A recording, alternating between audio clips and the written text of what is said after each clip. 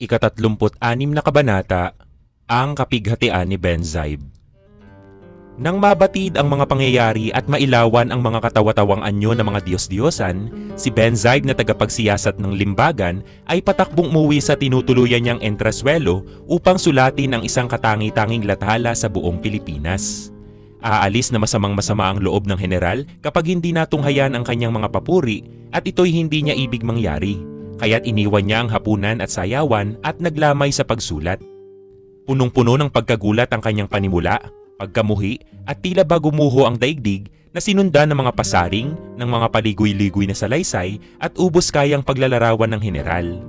Ito'y nabuhusan ng sopa sa noo at sa malaking takot ay bumagsak na una ang ulo. Pinuri ni Benzaib ang kanyang kaliksihan at pinasasalamatan ng Diyos sa di pagkabali ng buto ng general. Dahil sa magandang paraan ng pagpapahayag, ito'y lumabas na bayani.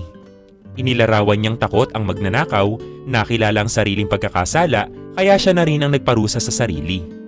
Isinalaysay niya na dala ng katapangan ng pagkakasuot ni Padre Irene sa ilalim ng mesa roon na paraan sa hangaring maabutan ng magnanakaw. Si Padre Salvi na may hinimatay sa sama ng loob nang makita niyang hindi tumalab ang mga itinuturong aral sa mga Indio.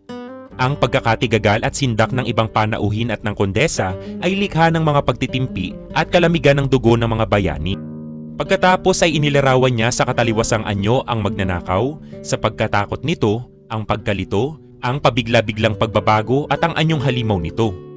Ito'y sinundan niya ng mababang pagpatikos at paghingi ng katarungan. Iminungkahi niya ang pagkakaroon ng batas militar at mabibigat na kaparusahan. Sa gayon natapos ang kanyang lathalain at bago mag-umagay ipinadala niya sa pasulatan ng may taglay na kapahintulutan ng tagasuri. Ngunit nang mag-umaga na'y ginising na lamang siya nang ibalik ang papel, kalakip ang kalatas ng patnugot na nagsasabing mahigpit na ipinagbabawal ng general ang paglalathala noon at itinagubiling pabulaanan lahat ng napabalita at sabing iyo'y palapalagay lamang. Ito'y tinanggap ni Benzaib.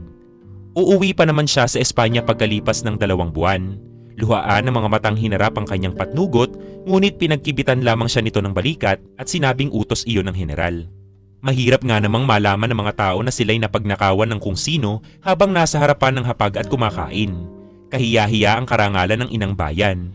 Dahil dito'y inutos ng general na huwag nang hanapin ang magnanakaw o ang lampara. Ang gayong paghihirap ni Benzaib ay kailangang gantimpalaan. Ang Diyos ng periodismo ay nalugod kay Abraham Benzaib. At nang mga sandaling iyon ay dumating ang balitang nilusob ng mga tulisan ng bahay aliwan ng mga prayle sa baybayin ng Ilog Pasig. Iyon ang pagkakataon. Kaya pinasalamatan ni Benzaib ang kaniyang Diyos. Mahigit 2,000 nakuha sa mga tulisan, nasugatang malubha ang isang prayle at 2 alila. Nagtanggol ang kura sa pamamagitan ng silya na nagkasira-sira sa kanyang mga kamay. Sa katuwaan ay tumungo si Benzaib sa puok na pinangyarihan at sa daan ay binuuna sa sarili ang pangyayaring ilalathala. Ang mga paglalarawan niya sa general at kay Padre Salvi ay angkop na angkop sa kura at ang anyo naman ng nanloob ay mailalapat niya sa bawat tulisan. Lalawak pa ang balita dahil sa babanggitin niya ang ukol sa pananampalataya, ang pananalib, ang utang ng mga Indio sa mga prayle. Gayon na lamang ang kanyang pagkamangha nang si Padre Camora ang nadatnan niya sa puok na sinadya. Ang kurang ito ay pinadala ng kanyang probinsyal sa bahay-pahingahang iyon bilang kaparusahan sa mga ginawa niya sa Tiani. Gasgas ang isa niyang bisig at may munting sugat sa noo. Aapat ang nanlusob na pawang nakaitak at ang nanakaw ay 50 piso lamang. Hindi totoo, hadlang ni Benzaib. Hindi mo nalalaman ang inyong sinasabi. At bakit hindi? Hindi ako hangal, punyales. Tiyak na marami ang magnanakaw kaysa sa sinabi ninyo. Natalo sila. Para kay Benzaib ay hindi dapat masira ang kanyang naisulat at kung maaari nga'y palakihin ito. Isang nakatatakot na balita ang namagitan sa kanilang pagtatalo. May mahalagang bagay na ipinagtapat ang mga tulisan.